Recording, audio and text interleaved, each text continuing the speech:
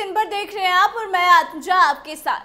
हम आपके लिए लेकर आए हैं बिहार और देश से जुड़ी 10 बड़ी खबरें। तो सबसे पहले नजरें आज की हेडलाइंस पर। प्रधानमंत्री मोदी का विपक्ष पर तंज, कहा समय बदल गया है, अब आतंकी अपने घरों में भी डरते हैं। आरक्षण पर बोली प्रियंका गांधी, मोदी शाह को दे दिया बड़ा चैलेंज, राहुल गांधी के बचाव में कह दी बड़ी बात। संजय राउत का बड़ा दावा, चुनाव आयोग पर लगाया आरोप, बताया चुनाव आयोग ने क्यों की अमित शाह के हेलीकॉप्टर की चेकिंग। उपचुनाव को लेकर सुधाकर सिंह का आरोप, बिहार उपचुनाव में नीतीश सरकार ने की है गड़बड़ी, बिहार में सियासी हलचल तेज। कांग्रेस अध्यक्ष अखिलेश सिंह की मांग, पीएम मोदी के खिलाफ संज्ञान ले चुनाव आयोग, सत्ता पक्ष आंखों में झोंक रही धूल। पिता का कार्यालय में चिराग पासवान की हुई एंट्री, चाचा पशुपति पारस ने हाल ही में किया था बंगला खाली, भावुक हुए चिराग पासवान। बिहार के करीब 2 दर्जन अधिकारियों को चुनाव आयोग ने दी बड़ी जिम्मेदारी, करना होगा यह काम, जारी हुई पूरी लिस्ट। बीपीएससी टीआरई 3 का रिजल्ट हुआ जारी, तीसरे फेज में खाली रह गई हजारों सीटें, नहीं मिले शिक्षक। गरीब छात्र छात्राओं को अब उच्च शिक्षा हासिल करने में नहीं होगी कोई परेशानी, मोदी सरकार ने कर दिया बड़ा इंतजाम, प्रधानमंत्री विद्या लक्ष्मी योजना बनी वरदान। बिहार के 20 जिलों में बिगड़ने वाला है मौसम का मिजाज, ऑरेंज और येलो अलर्ट हुआ जारी, सावधान रहने की गई अपील। अब खबरें विस्तार में। प्रधानमंत्री नरेंद्र मोदी ने आतंकवाद के मुद्दे पर विपक्ष को घेरा है और कहा कि अब आतंकी अपने घरों में भी असुरक्षित महसूस करते हैं, जबकि पिछली सरकारों में आतंकवाद के चलते लोग असुरक्षित महसूस किया करते थे। एक मीडिया संस्थान के कार्यक्रम में पहुंचे प्रधानमंत्री मोदी ने यह भी कहा कि पिछली सरकारों ने वोट बैंक और तुष्टीकरण की राजनीति की, लेकिन अब हम ये सुनिश्चित कर रहे हैं कि लोगों का विश्वास सरकार में बहाल हो। महाराष्ट्र चुनाव के मद्देनजर कांग्रेस नेत्री प्रियंका गांधी वाड्रा आज यानी कि 16 नवंबर को शिरडी पहुंच गई। यहां एक रैली को संबोधित करते हुए प्रियंका गांधी वाड्रा ने प्रधानमंत्री नरेंद्र मोदी और गृह मंत्री अमित शाह को चुनौती दे दी है। बता दें कि प्रियंका ने कहा कि वह मोदी और शाह मन से खड़े होकर घोषणा करें कि वे जाति जनगणना करवाएंगे और आरक्षण पर 50% की सीमा हटाएंगे।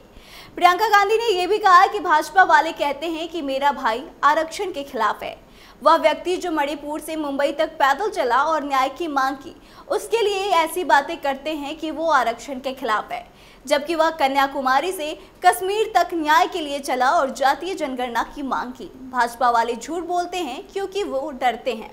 महाराष्ट्र विधानसभा चुनाव 2024 के मतदान से पहले राजनीतिक दलों के बीच जुबानी जंग जारी है। इसी क्रम में शिवसेना यूबीटी ग्रुप के सांसद संजय राउत ने केंद्रीय गृह मंत्री और बीजेपी के सीनियर नेता अमित शाह पर बड़ा हमला किया। उन्होंने बैग चेकिंग वाले मुद्दे पर जिक्र करते हुए कहा कि उद्धव ठाकरे जी की आवाज उठाने के बाद उनके बैग और हेलीकॉप्टर चेक होने लगे। वह तो उद्धव जी ने जब आवाज उठाया तब चुनाव आयोग को यह सब नौटंकी करनी पड़ी, लेकिन पैसे का लेन देन जोर से चल रहा है। यह सब खेल पुलिस की चौकीदारी में हो रही है और यही सच्चाई है। बिहार में विधानसभा की 4 सीटों पर उपचुनाव हुए हैं। इसको लेकर अभी भी खूब सियासी बयानबाजियां हो रही है। आरजेडी के सांसद सुधाकर सिंह ने शनिवार को बिहार उपचुनाव में सत्ता पक्ष के लोगों पर गड़बड़ी करने का बड़ा आरोप लगाया। साथ ही उन्होंने इंडिया गठबंधन की जीत का दावा किया। उन्होंने कहा कि विधानसभा उपचुनाव में नीतीश सरकार ने धन बल का उपयोग किया है। इस बार चुनाव में लड़ाई एनडीए के धनबल और इंडिया ब्लॉक के जनबल के बीच में था। बिहार कांग्रेस के प्रदेश अध्यक्ष अखिलेश सिंह ने शनिवार को पीएम मोदी और बिहार सरकार पर गंभीर आरोप लगाए हैं। अखिलेश सिंह ने कहा कि पीएम मोदी के खिलाफ चुनाव आयोग को संज्ञान लेना चाहिए। दरअसल आपको बता दें कि शनिवार को बिहार प्रदेश कांग्रेस अध्यक्ष अखिलेश प्रसाद सिंह ने प्रेस कॉन्फ्रेंस की और इस दौरान उन्होंने कहा कि चुनाव आयोग को पीएम के खिलाफ संज्ञान लेना चाहिए। उन्होंने कहा कि पीएम मोदी लगातार बिहार दौरे पर आ रहे हैं। 1.5 साल पहले घोषणा हुआ था कि दरभंगा में अस्पताल चल रहा है। सत्ता पक्ष चुनाव आयोग की आंखों में धूल झोंकने का काम कर रही है। उन्होंने कहा कि मैं चुनाव आयोग से प्रार्थना करता हूं कि पीएम मोदी के खिलाफ संज्ञान लें। दिवंगत रामविलास पासवान के पटना के वनवलर रोड स्थित लोक जनशक्ति पार्टी के कार्यालय पर अब चिराग पासवान की नई पार्टी एलजेपीआर का कब्जा हो गया। बता दें कि 2021 में पार्टी के 2 टुकड़े हुए और पशुपति पारस ने कार्यालय पर कब्जा जमा लिया, लेकिन अब भवन निर्माण विभाग ने उन्हें खाली करवा दिया है। हाईकोर्ट में 13 नवंबर तक स्टे ऑर्डर दिया था, जिसके बाद पशुपति पारस की ओर से कार्यालय खाली कर दिया गया और भवन निर्माण विभाग में इस कार्यालय को चिराग पासवान की पार्टी लोक जनशक्ति पार्टी रामविलास को दे दिया गया। भारत निर्वाचन आयोग ने बिहार के करीब 2 दर्जन अधिकारियों को बड़ी जिम्मेदारी सौंपी है।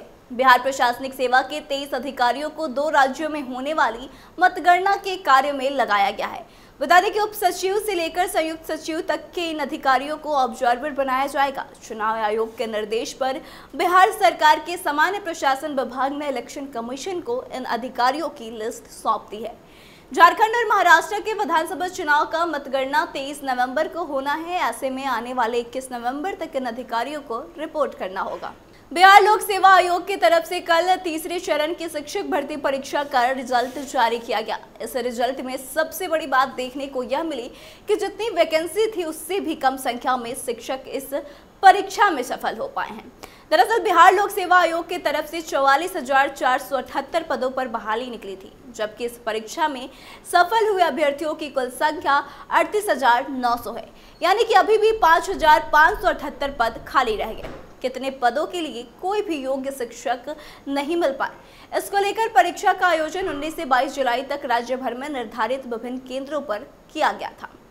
देश भर के गरीब और मध्यम वर्गीय परिवारों के बच्चे बच्चियों के लिए प्रधानमंत्री विद्या लक्ष्मी योजना बड़ा वरदान साबित होने वाली है।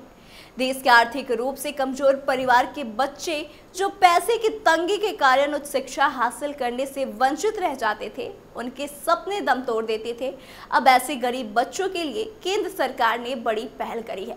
जहां आर्थिक रूप से कमजोर परिवारों के बच्चों को उच्च शिक्षा हासिल करने में पैसों की होने वाली परेशानी को दूर करने के लिए केंद्र की नरेंद्र मोदी सरकार ने प्रधानमंत्री विद्या लक्ष्मी योजना की शुरुआत कर दी है, जो उच्च शिक्षा प्राप्त करने में आने वाली वित्तीय समस्याओं को दूर करने में मदद करेगी। बता दें कि केंद्र सरकार ने यह योजना ऐसे परिवारों के लिए शुरू की है जिनकी वार्षिक आय 8 लाख रुपए या उससे कम हो। इसके तहत छात्रों को 10 लाख रुपए तक का शिक्षा लोन प्रदान किया जाएगा। साथ ही ब्याज पर सब्सिडी की सुविधा भी दी जाएगी।